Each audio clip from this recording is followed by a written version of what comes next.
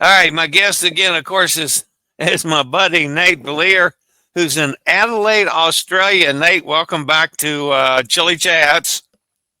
Hey, Chili. Glad we could actually get a signal that works. Yeah, it's amazing. Duke, we're getting a little bit of air sounds from the background. As you can tell, Nate is ashore. All right, you're in Adelaide. We've got some reports of the bad weather you've been going through. Tell us a little bit about the weather from Sydney to Adelaide. It's actually started in Auckland.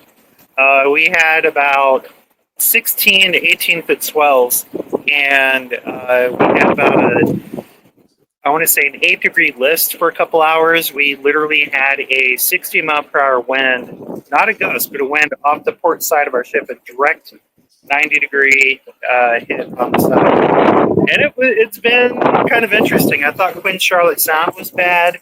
I've been on a couple transatlantics, and this one's been interesting. The Australian winters are not nice. I can't wait to get a little bit west of here. But yeah, we did hit some swells last night unexpectedly, and a bunch of glasses broke. They had some products fall off the shelves in the gift shops and stuff, and just caught a lot of people off guard. Yeah. I was already in my cabin when it started happening, and I'm editing my video. The laptop kept sliding and the drinks and stuff. But it's when you go on these world cruises, you get the world's weather. So like today, this is the first time it hasn't rained all day, and hopefully the sound isn't too bad. I'm in the retreat area right now. There's nobody here. The pool's been empty pretty much the whole time, but believe it or not, there's nobody in these hot tubs. So I figured if I'm going to be outside, I'm going to stay warm. So we got my feet in the hot tub, and yeah, we got a good signal. Thank God. Yeah. What? Let's see. It's 7:40 a.m. here. So it's like 8 o'clock at night. I don't know. I don't know what time it is. We've done one of these weird time changes where it's a half an hour time difference. So let me look at the Princess app because my T-Mobile phone says. Uh-oh, I lost you. If you can hear So me, there you're back. yeah, sorry. So I minimized the app. So the Princess app says it's 8:41. My phone says it's 9:11. I don't know. It's night. I mean, it's dark out, and it's not raining. So I'm happy it isn't raining. Yeah. All right. So, were you able to go ashore at Adelaide? Kind of. There was I had a bit of an issue with a independent shore excursion, and I know this is one of those arguments that a lot of people make. I followed all the directions. It said specifically to book this cruise tour, not the regular tour, because it picks up at the cruise ship port. And they said they pick up at 9 o'clock. And the confirmation email didn't have a lot of details, especially like we have in Alaska, where they have maps and times and everything's like that. This was not quite as thorough. And so they said, "Oh, we'll text you, at 6 o'clock, with the exact pickup time." Well, that never happened. I never got a text. They said they sent me an email stating the pickup was at 8:20. So that didn't happen. I was started to get off the ship at 8:30. It took about 15 minutes and walked around. Nobody had heard of this company or seen them. There's not dock reps here. And took about 30 minutes to find out, oh, you missed your ticket. So hopefully it's a learning experience for them because they, most tours send you like a reminder in the morning and give you really good pickup instructions. This company did not. I'm not going to name them because I want to give them a chance to fix the situation before I go and do my normal stuff. But it's kind of odd because I've ran my own tours, so I know what the expectations are, and I even showed up early. But to move a short excursion time by 40 minutes, I think, is a little on the extreme side. Yeah.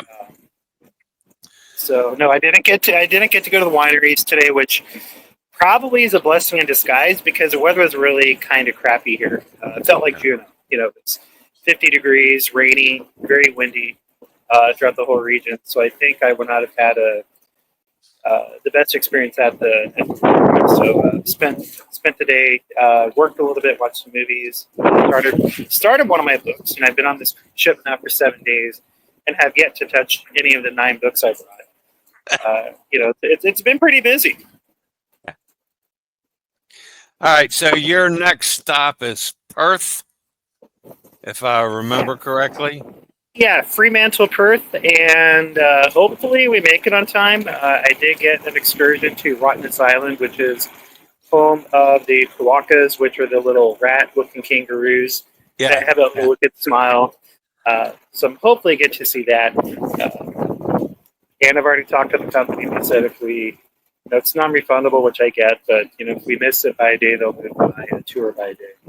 So yeah, looking forward to Perth, but Perth we get in on Wednesday. So right now it's Saturday here, and it's just it's a lot of cruising, a lot of sea days, and then after Perth, it's basically a week to our next port, which is Mauritius.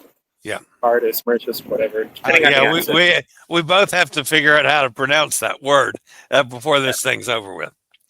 All right, so is there any difference in the ship itself from a regular cruise like we're used to a long cruise like this? Do they do anything grossly different? No kids. Well, that's good. I think there's about 10 kids on the whole ship. As of right now, except for the logo, the World Cruise logo out, they've had a couple of highlights. We get a lot more entertainment. You get more shows. They have some guest speakers that you probably wouldn't have get on a regular show. So that really hasn't kicked in until after Perth, because I'm still selling individual segments from like Sydney to Perth and whatnot. So people got on here today in Adelaide. So Jody, the cruise director, who's an experienced World Cruise director, said, once we depart Perth is when the real all the fun stuff starts. Okay. All right. So I don't know if I know we haven't talked about this on the air. One of the things you asked to check on was if we knew anything about Namibia and Africa. And what I did find out was that it's still sketchy as far as overall safety, as far as gangs and that kind of thing. However, the LGBTQ, that end of it is apparently cleared up in the last 15 years. It's very much accepted now, so that end of it you don't have to worry about. Oh wow! Yeah, it is still a little sketchy as far as overall safety goes. So yeah. Anyway, maybe I'll get off and find a magnet, get back on the ship. Who knows? But the excursions are really expensive, and I'm talking $450 to $600 Australian. Wow. So when you convert that to US dollar, which is about a 2/3, just under a 2/3 exchange rate, it's pretty expensive. Yeah. One of them's even like a whale watch, and it's like $670. Like, how is it this expensive? It's like, do you get a personal security guard with it? But Namibia by far has the most expensive excursions in general. There are some out of Cape Town that you have a flight up into the northern part of the country, and you can do a mini safari. That's like $4,000. But even Cape Town has some pretty affordable options, including a wild ostrich farm. So I guess they eat ostrich down in South Africa. Okay. I'd like to go to an ostrich farm. It's an ostrich and wine tour, and I'm like, that doesn't seem like a good mixture. That sounds a little goofy. Mm-hmm. All right, so have you done any of the shows? Kind of. One of them was kind of a generic dance event, and I know they put their heart and soul into it, but just with the rocking with the ship, it just I just couldn't sit through it. I have done some of the demonstrations, cooking shows, and a couple talks, and they're very informative. Yeah. They last about 45 minutes, and amazingly, the theater is not packed. I thought that on a cruise like this, there would be, just everyone sitting in their knitting or doing whatever. But we seem to have a pretty active set of cruisers on board. They've Okay. had like an Australian Beetle show. They've had a Neil Diamond cover type guy. He's actually been pretty good. You know, there's live singers and bands in the plaza and in the Wheelhouse bar. Yeah. The solo meetings aren't. It's kind of hard to tell who's doing the solo meetings because everyone's in there knitting and playing board games. So I've kind of walked through the solo meetings and can't really tell who's solo. Same Yeah. thing with the LGB meeting. That's all right. Yeah. That pretty much is consistent. I think with a lot of princeships, I've always had problems specifically with the solo meetings on Princess.